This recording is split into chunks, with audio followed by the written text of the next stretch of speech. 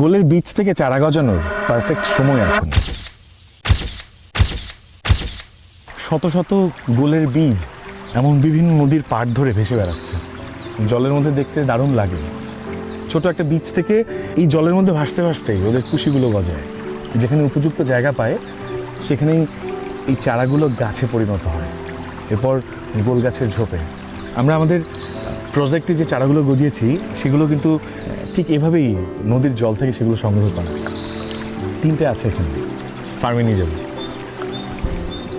ও কাকি, আছেন কেমন? কতদিন হয়ে গেল এসেছি, একটা বারও দেখা হলো না।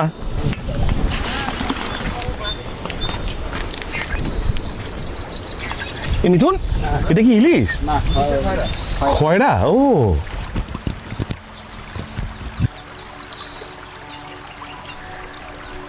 এই সেই গোলের গাছ। মজার বিষয় হচ্ছে এই গোল গাছগুলোতে ফুল এসছে, যা এর আগে আমি কখনোই দেখিনি। ছোট ছোট ফল এসছে, অদ্ভুত সুন্দর।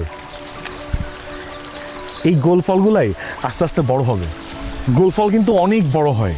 সেই ফলগুলো যে এত ছোট থাকে একদমই জানতাম না।